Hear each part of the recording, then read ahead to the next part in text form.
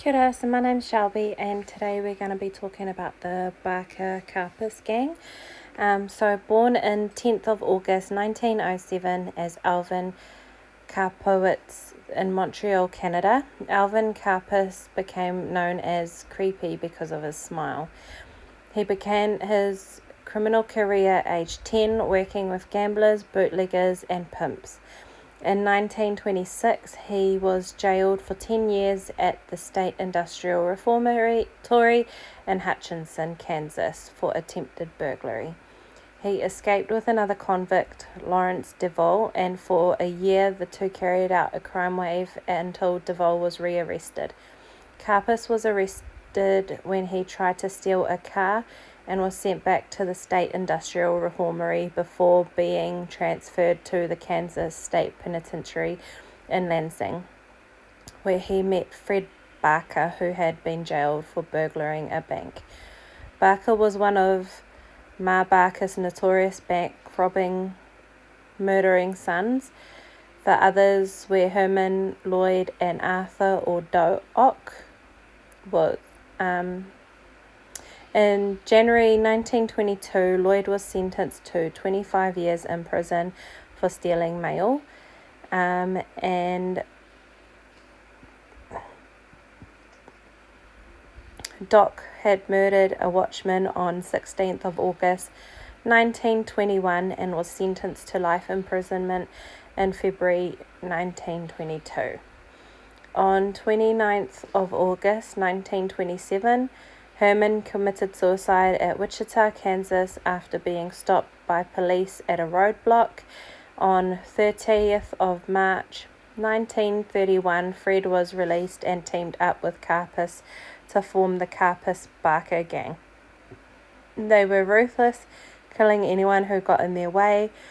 On 10th of September 1932, Doc was released from prison and he joined his brother's gang. On 15th of June 1933, they kidnapped wealthy brewer William Ham from outside his home in St. Paul, Minnesota. He was ransomed for $100,000 and released unharmed. The success had encouraged them to do it again, a second kidnapping, and at 8:30 a.m. on 17th of January 1934, they abducted Edward George Bremer, the president of the Commercial State Bank in St. Paul, Minnesota, as he went to work. Mr. Bremer was released on 7th of February after a ransom of $200,000 was paid. Mr. Bremer's father was a friend of President Franklin D. Roosevelt, and he encouraged the FBI to step up the prosecution of public enemies. Doc was captured on 8th of January 1935, and on 13th of January 1939, guards killed him during an attempted escape from Alcatraz. On 16th of January 1935, Ma and Fred were shot to death after a 4-hour gun battle at a cottage at Lake Wire, Florida.